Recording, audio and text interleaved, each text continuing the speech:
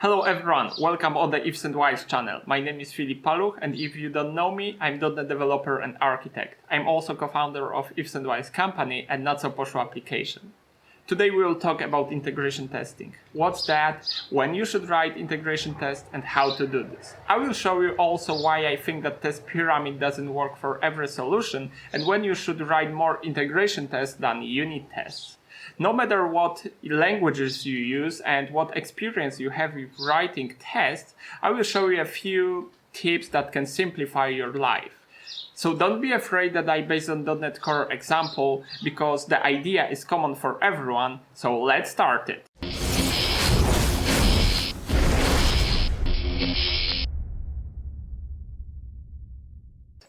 Okay, so let's analyze what we are going to do today. I created the demo application for you. You can find this application on our GitHub, so links below. And this is a simple API application where we handle HTTP request.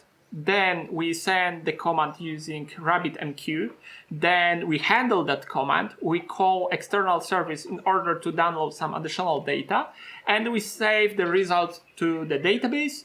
And at the end of the operation, we emit the event that operation has been completed. So in my opinion, this is a super typical use case. Today I will show you how to write integration tests which cover all possible connections. But first, let's talk a bit about tests. Probably most of you know what the test pyramid is. The pyramid determines the ratio of the number of tests in the application. It shows that we should have the most unit tests, then integration tests, and finally end-to-end tests. It's hard to disagree with that, but unfortunately this is not true in every case. So let's consider when we should write unit tests. I found one definition in the internet, so let me read it. A unit test is a way of testing a unit, the smallest piece of code that can be logically isolated in a system. A unit can be almost anything you want it to be, a line of code, a method, or a class. Generally, smaller is better. Smaller tests give you a more granular view of how your code is performing. So let's simplify the definition. Unit tests work well when we have an input-output scenario. So usually it's called black box tests. So we don't have in our logic any dependencies like database, queue, external APIs, etc. Such tests are perfect when we test algorithms or if our logic is completely isolated. They are quick, simple, describe the solution really well, and check that our algorithms are working correctly. If you would like to see the perfect case for unit tests, definitely you need to check our GitHub. There's JAML project, so you need to check because this is a perfect scenario for unit tests. But what if our application doesn't contain algorithms and mostly is responsible for writing and reading from the database or queuing communications? Should we forcefully write unit tests? The answer is no. A well-tested solution doesn't rely on large number of tests, but their quality. Incorrectly written unit tests really quickly begin to remind us of ourselves when we develop and maintain the solution. Which means that after any change in the code, we need to rewrite dozens of unit tests. In such cases, it's much better to write integration tests. There's one fundamental rule that we need to remember. After code refactoring, we cannot refactor the unit test, the tests basically. Because how we can be sure that after our change we didn't break anything when we need to rewrite our tests also? So we should only modify input and output parameters without reimplementation of body of that test. I plan to record dedicated episode about writing the unit test, so let me know in the comment what you think. So let's back to integration tests. So when we use integration testing, we use the integration test when we want to test a given functionality with dependencies as a group. Usually the applications work with dependencies such as database, queue, external APIs, etc. It's good to have a test that covers all connections. to be sure that everything is working correctly together as a group. If any connection is not working correctly, our test should detect it automatically. So here's the most significant advantage of writing integration tests, because we don't use the mocks. So we are 100% sure that our implementation is working correctly. Integration tests have one more really important advantage, because they allow us to test and debug our implementation really quickly. In case of any bug on production, we can quickly create the data set up in our tests in the code and debug our solution based on real dependencies. This approach simplifies the maintaining of the system and makes programmers' life easier. Some of you may say that integration tests are long running and maybe it's better to choose the unit tests. So answer is simple. If your logic based on the database, and if your logic is strictly connected with database, queues, or whatever, it's better to choose integration tests. But if you're able to isolate your logic, then you should use unit tests. So you can use some concept like onion architecture and DDD. This is much better for unit tests, because you are able to test your domain in fully isolation from the dependencies. The execution time of integration tests should be as short as possible. Long execution time can discourage programmers from writing the integration tests. Do you like my films? So don't forget to subscribe the channel and tell me in the comment what you think. It helps me create better content for you, so thank you. I often come across the statement that introducing integration testing is complicated and it can take weeks or months. We need to configure build server, set up all dependencies locally. Of course, this is a complicated task and probably it will take some time, but at the beginning we can start with many assumptions. Of course, containerization simplifies a lot because we can really quickly set up our dependencies. But in case of older projects, I recommend to start with many assumptions. At the beginning, we don't need to start all dependencies locally.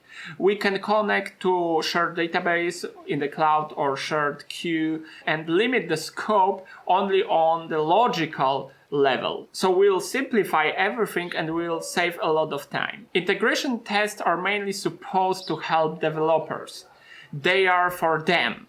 So it's much better to have something simple but useful than not having it at all.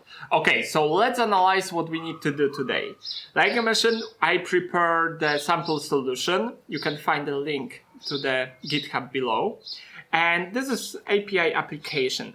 So in order to test this application, we need to, within our test, run the API, this API, call this API, so send the HTTP request, and then validate that our entity has been added to the database and that event at the end of the operation, that event has been triggered. So in order to do this, we need to set up locally RabbitMQ and database. So this is a Postgres database.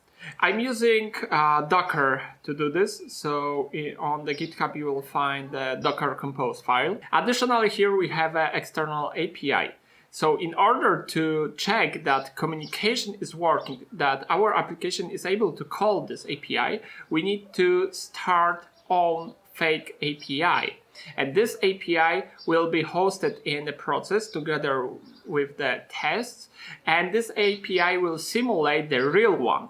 So we'll check the real connection between our application and this API. So this is everything from theory. So let's analyze the code. This is an API application, .NET Core application. I created the controller. So we are going today to create new expense and download expense from the database. Super simple functionality. But in order to complicate a bit the use case, I added the bus in the middle of the process. So when we handle create command using our API controller, then we send command to our handler. Of course, everything is hosted within one application, and inside the consumer we call external service in order to get the exchange rate from Polish zloty to euro, and we store our entity to the database, and then we publish the event. So super simple implementation. So let's analyze what we need to test here. In order to check that our functionality is fully working, I would like to check that I'm able to call this API. So I need to host my API within the test.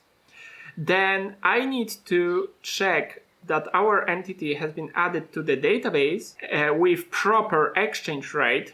And at the end of the test, I would like to check that event has been triggered. And basically, that's all. In order to check that our entity has been added to the database, I'm going to use this method. So I'm going to call API again and check that I'm able to download the entity. Because in test, usually I try to simulate the real situation. So I'm not going to call database directly inside my test. I'm going to call API. So let's go to the tests. Here we have a first test. I check if I can create the expense. And this is exactly what I described. First, I would like to start my fake API service. So I would like to simulate the real service, but I would like to mock what the service returns. Then I call my service. I create the expense. Then I'm waiting for the message in the queue. So you can see that I'm waiting for the expense created event here. And then I try to download from my API this expense and validate that data are correct there. Of course, here we process this message asynchronously. So I need to wait somehow for the execution. We have a queue in the middle, so we are not able to predict the timings. So I will show you a few tips how to do this. Okay, so let's start to analyze how I host our API. So let's check the real implementation. This is how I start my API. Of course, this implementation is super simplified. So I have a class responsible, API host, responsible for running my API. So here I create the web host and I start that web host, and basically that's all. Of course, I inject, like you can see, configuration here. All my settings are in app settings JSON file. When I start the application, I read from that file and I properly register my configuration to container. I'm using autofuck here. This is basically everything. And what I want to do in my tests, I want to create one-time setup for my tests. So I would like to start my API also, but only once per group of tests. I don't want to start my API for every single test. This is important here that my API is stateless. So I don't store any state within my API, so I don't need to restart this API for every test. So I created the test fixture file when I start everything. And like you can see here, we have a host fixture file. This class is responsible for starting the API. And what I'm doing here, I create the host address. I choose the host address for my instance because it will be working on my machine. Then I load configuration, and like you can see here, I'm using different configuration file.